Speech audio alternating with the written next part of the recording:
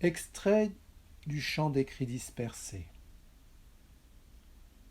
Il est l'heure. L'univers m'embarrasse, et je ne puis songer que cette horloge existe et n'est pas d'horloger. Parole de Voltaire. N'est-ce pas là une belle allégorie du chercheur en quête d'absolu ? Il est dès lors temps et hors espace que cet or logé au cœur, comme reflet du trésor caché, se révèle et se cristallise enfin de la lumière du bien-aimé. L'être humain se réveillant de tous les mirages ou l'orgie, au pâle écho dépoli du plomb débauche résultant de ces orgies, comme autant d'idoles, prétendant à l'infini ainsi qu'à l'illusion de l'autonomie. Ô mes serviteurs, qui avez commis des excès à votre propre détriment, ne désespérez pas de la divine compassion.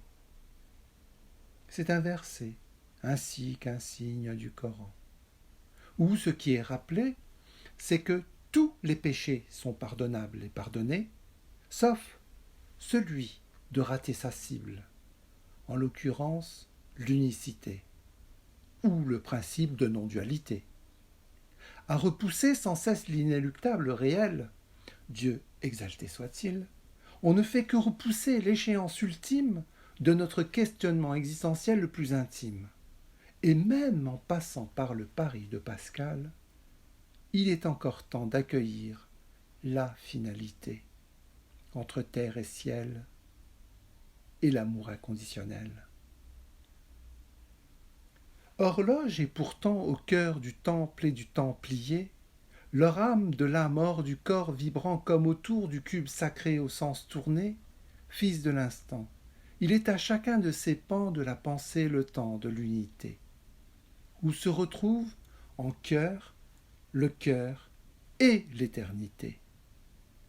La commémoration de l'absolu au sein de notre être, ici et maintenant, a ceci de nous rappeler l'alchimie de notre corps subtil réenchanté, d'être un avec le tout, que le reste n'est qu'un illusoire d'augmenter, que ce soit de l'être humain augmenté ou d'être possédé de l'attrait athée. Osons donc réconcilier notre ontologie malmenée et qu'enfin, remiroitée, notre signature vibratoire réponde en écho, tel un reflet à ce qui est le sublime, le Très-Haut, notre Seigneur.